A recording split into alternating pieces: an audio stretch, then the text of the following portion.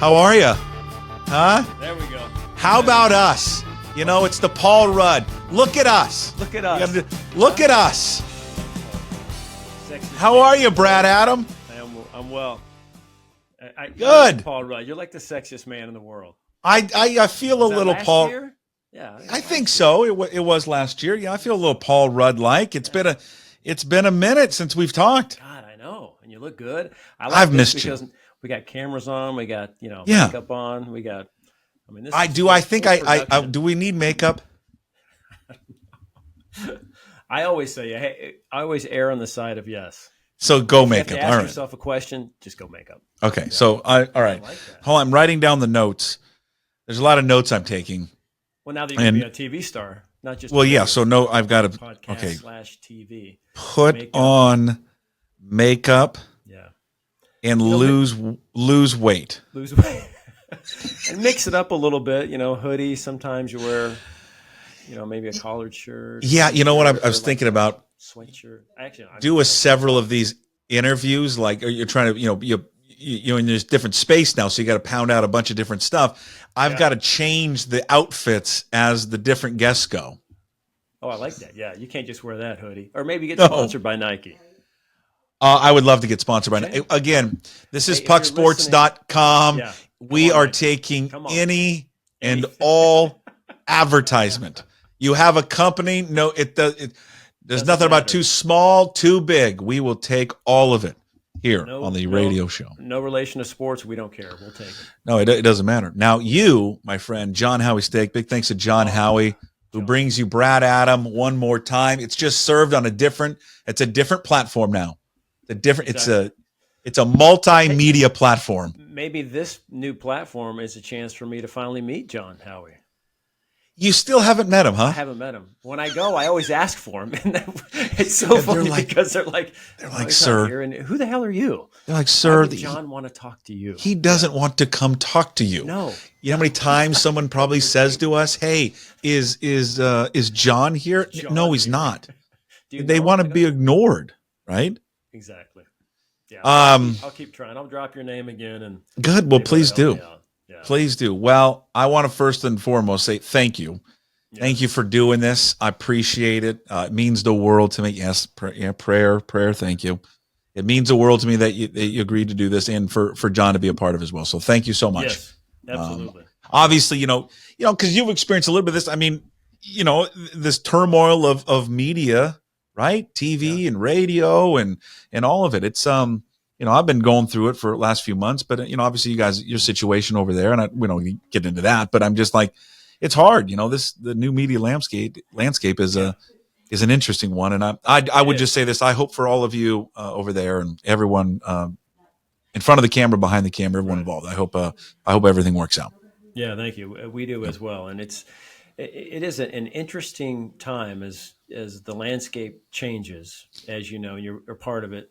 I think this season, I think everything's going to look exactly the same, which is great news. And going forward, it's just kind of roll with the punches type of thing. So, we're excited about this year. I know we're going to talk about the Mariners, but, all season long, everything's as is with us on Root Sports and pre and post, and we're excited about it for sure. Should be. You think we could bring back? Buck. Can we bring back? I don't want to say it's a swan song. Is there any way we can bring back some old voices? Could I get a Cameron Wong to come back for just like a 1 week run? Hey, the story that Cameron Wong's story. My dad always I love brings Cameron up- Wong. I love him too. I think he was selling cars. I think the last time Okay, all I right. heard about. My dad brings up who was the guy who in spring training, when you guys used to do spring training shows, we used to do a nightly show in spring training. Yeah, sure. That would go find stuff to do around the Peoria, Phoenix area. And I don't know how he did it, but because he's Cameron, he came up and found ostrich racing. And he did a story on ostrich I bet it was racing. good. It was Cameron Wong good. It was. Yeah. And my dad said, who? And Cameron Wong, he's like, that's right. Cameron Wong, the ostrich racing story. Good. People would ride ostriches and race. Yeah, that was a different time. It was a different time, and then maybe we'll sneak in a Cara Capuano. Yep. We She's just do back it. working like Let's do it all. ACC network. But yeah, we can bring Okay, them back. Yeah. good. Kind of a Well, you've been best around of. the best of. We've been around the team. It's almost here. It's about to start. It's about to get underway. What do you feel? How do you feel about the team? What do you know? What you guys are around them. You've seen it. There's obviously a lot of stuff in the off season. Did they do enough? Did they not do enough? Like, did they spend enough money? Not spend enough money? But how do you feel about the team? Like, kind of feel where they're at right now here as we're on the cusp of opening day. Yeah, I think we'll all agree opening day is pretty special because everybody kind of is bought in to the team. And it's like that perfect day, right? Where Yeah, you're in first place. And I mean, you got a couple injuries, but for the most part, everybody's healthy and ready to go. A lot of optimism. And I certainly share in that. I think they did enough in the offseason offensively. I think they obviously could have done more. mm-hmm. But I think they did enough to have a better roster if they stay healthy, a better offense. And you couple that with the pitching, and I know they took a little hit with Wu being out a couple of weeks or whatever that's going to end up being. But that pitching is so good, and you've got a little better offense, and they were very average last year. I think that they've got a good shot of winning the West, but I will say that they got to stay healthy, Puck. And everybody says that, but they've got players – like specifically that have a hard time posting. You know that with Haniger and Garver and Polanco. I mean, if these guys can all figure things out and third base kind of works out a little bit, I mean, this is a better team that won, 88, 89 games last year, 90 games 2 years before that. I mean, I think they can win the West because of their pitching. Their pitching is so much better than Houston and Texas, the rotation. Yeah. That gives them the edge right there. But, I mean, we'll see how it plays But out. it is, you're right, because it's a lot of ifs with the team. I mean, you start looking down, I was looking at the lineup, and everyone's looking at the lineup. I mean, you look at JP and look at Julio and Polanco and Garver, Cal, Haniger, Canzone, France, Rojas. I mean, that likely is going to be kind of your lineup. I would assume your everyday lineup that you're probably going to see out there. And I think it's longer. It definitely is. It feels like it's void of a lot of holes, but there are a lot of ifs to it. Right. It's an if Mitch Haniger can stay healthy, if Garver and Polanco can stay healthy. I mean, these are, Garver's a guy who just hasn't played a lot of games. Right. He's never really made it all that far into the season. Now, maybe in this different role, he'll be okay. And then Canzone and Rojas are just two guys that they just haven't had to be dependent on to play a full season. And then the great wild card, of course, is going to be Ty France. So, I mean, on paper, I get what they did, and I understand it. But there are a lot of what ifs to it. You're exactly right. And I think when you have a Haniger, healthy Haniger, and a kind of rejuvenated Ty France batting, 6th and 7th or 7th and 8th or 6th and 8th, whatever they're going to bat, I mean, that's pretty impressive. A Canzone between them who's got unbelievable power potential. Again, I haven't seen it every day at a major league level, and he's going to play with Rayleigh a little bit in left field. I'm not sure how that platoon is going to work, or how third is going to work with Urias and Rojas. But you're right. I think it's a deeper lineup. And again, with the pitching and bullpen, I mean, this is a really complete team. And I think the bounce back guy for me is my fellow Aztec as we look forward to taking down UConn. The defending champs. And we're all pulling for you. Come on, Aztecs. Come on, Aztecs. We are. We all got your back, baby.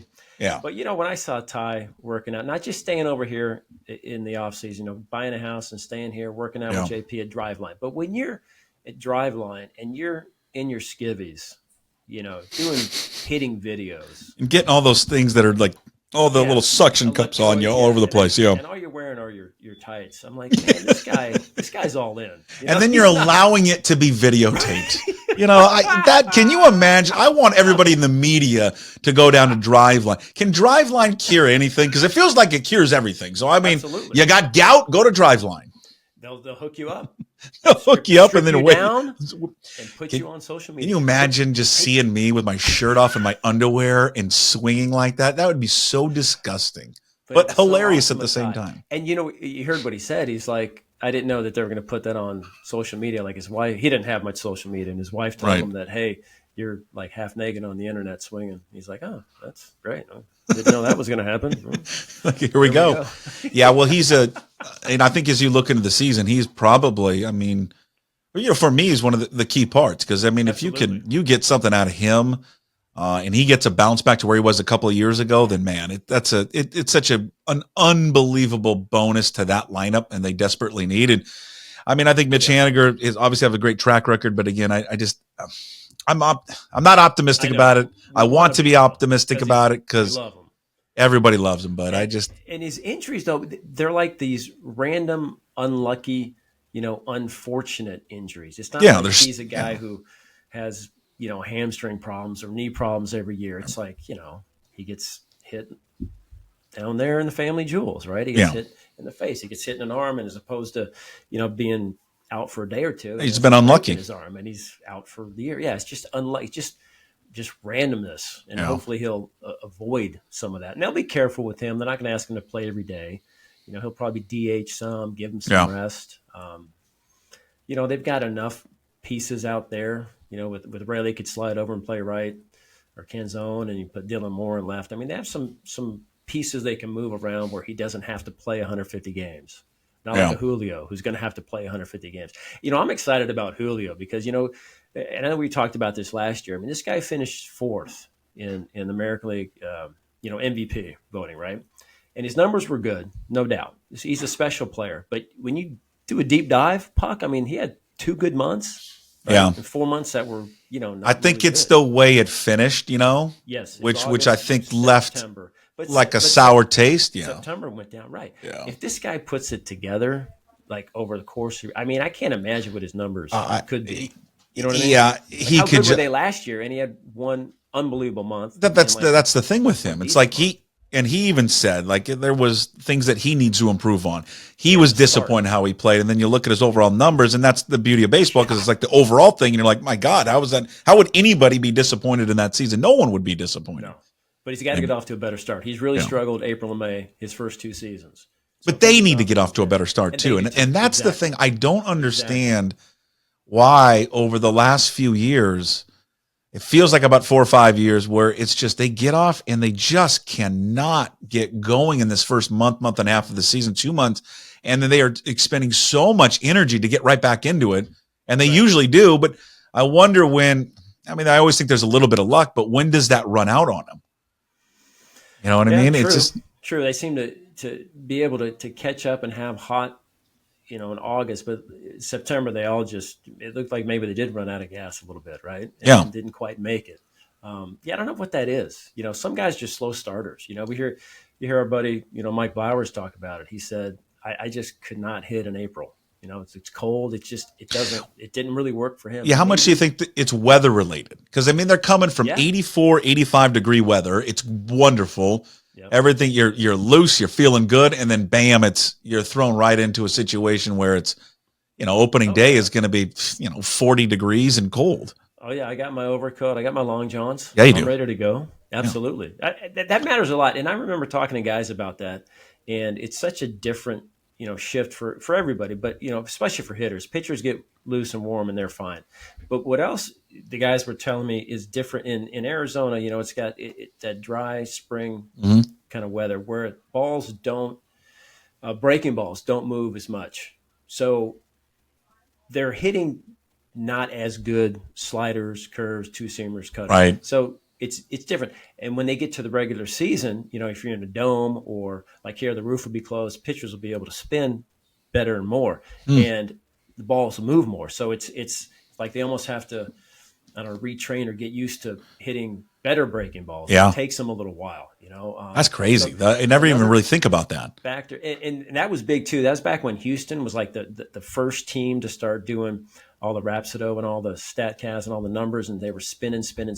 And they would open with them and just get annihilated. They're like, man, we haven't seen this kind of spin since last year. You think this different? Yeah. You think this is a make or break year for him? Again, Brad Adams with us from Root Sports, all brought to you by John Howie Steak. He'll be with us every single week on this brand new adventure at pucksports.com, which you can listen to the podcast at Spotify, Apple, wherever you find your podcast. I love saying wherever you find your podcast because I'm like, it just everybody says everyone. Also, you can watch it at pucksports.com and also on the YouTube channel, which is Puck Sports. Hey, you were going to say something? no real dress code, right? I mean, I could. There's no dress code. No, no, no, no, no. Thai France some days and just. Yeah, you can wear whatever you want. You want to go, shirt off. We'll do it. Shirt off Wednesday, we can do. Yeah, shirt off Wednesdays. All right. You never know. And maybe it's like you can let in the little secret that you're not wearing pants when you're at the desk. Exactly. Although sometimes you guys are because you have to stand up. We are. Yeah. Yeah. But sometimes it's shorts. Sometimes people or jeans. get mad when we don't, and jeans, stand for a lot of golf pants for me, Puck. Yeah, well, of course. We don't stand for the anthem. A lot of times we try to time it where we're out of a break or into a break where we cover the anthem. And sometimes, I have to work and everybody's like, stand up. And I'm like, yeah. I gotta do the show. I'm sorry. Yeah, we're doing the show. Leave us alone. I'm an American, but I got to do the show. This is talent over here. What do you guys? Come on, leave us. Catch us a break. I interrupted you. I'm sorry. What did you say? Oh, I was going to say. Make or break. Do you think it is? I mean, for some of these guys, or is that just this loudmouth sports guy coming up with it? It feels kind of make or break because we're 9 years into this regime, and I just wonder if do people lose patience or and look at this and go, right. Got it. At some point, we need to have more than just one playoff appearance. Well, I think that's true, and I think they know that. I think this is an important year. Make or break, I don't know if I quite go there, but I think this is an important year to take the next step, right? Not just on the field, but like a mentality. Like when you go to, let's use Houston. I hate using Houston all the time, but let's use Houston or maybe even a Tampa Bay, right? And they come into the season and they're not thinking, hey, wouldn't it be great to make the postseason? God, I hope we make the wild card. Right. God, if we could. Their mentality is to win it. Yeah. Exactly. They're saying, how am I going to win the World Series? Dodgers. Like, how am I going to win World Series? Well, they just spend $1 billion. That's how the Dodgers do it, right? They just re-signed their catcher, Will Smith. To yeah. Like, what's $140 million to them, right? That's like chump change. So, the mentality of not just hoping to get there, but saying, we know we're going to make the playoffs. How are we going to advance? Like, how are we going to get to the World Series? I think that's the next step, right? The mentality that these guys have to have. I think the fans have to have it too, right? If we make the playoffs this year, it'll be great, right? And the fans will say, hey, 2 times in 3 years, this is awesome. We're great. They're like, well, let's expect that now, right? Yeah. Because we've gotten there and they've got this core and they've had this success the last 3 years when they're right around 90 wins every year. Get over that hump a little bit and let's talk each year about, hey, what do we have to do? What can we add to win a championship? And maybe that's where they get to this year. Okay, give me you mentioned him. Last thing for you. You mentioned Ty France. Give me another breakout guy. Last thing. It's okay. We're not going to take you too long here on the first one. Okay. On the first one, we'll keep it nice and tight. But then next week when we get started, we're gonna go long and hard. Good, I like that. That's going to be the name of the show. That's what she said. That should be the name of the show. Hey, welcome back to Long and Hard. Yeah, I bet we could get a sponsor for that. There you go. What would you say? A breakout? Yeah, who's a breakout besides France? I mean, bounce back. Offensively, I'll go with Canzone. I just think that he's going to. I think he's going to end up playing more than Rayleigh out in left field. Yeah. Defense might be a little bit of a concern, but I mean, what do you have? I think 5 homers would lead the team in the spring, and they're very impressed with what he did this offseason, added 10 to 15 pounds, like a lot of us do. God, I would love to do that. God. And just get bigger and stronger. So and good. There's a lot of potential there. Yeah. So, he looks the part. Bat to ball, and he does. So yeah. I'm going to say, give him a chance. I like him, France. I like the 1 through 9. It'll be a fun year. Good. We're on at 6 tonight, a full hour pregame, my friend. Oh, pregame. Everything. God, you're the best. Make-A-Wish, run around the yeah. Root Sports. When the kid does that. The whole crew. Nelson's first pitch. Yeah. Felix will be there. Good. It's going to be fun. You're the best. The crew will be there. Thanks, Bob. Thank you for doing it. Thank you for signing on, and appreciate you helping me out. And I'm indebted to you forever for it. I appreciate it. I'll remember that. Yeah. And John, really sewed this deal up. I will. And I'm on the fence. I'm like, I promise we'll get you an introduction to John. He came through. There you go. He came through for us. There he is. Brad Adam, Root Sports, all brought to you by John Howie Steak.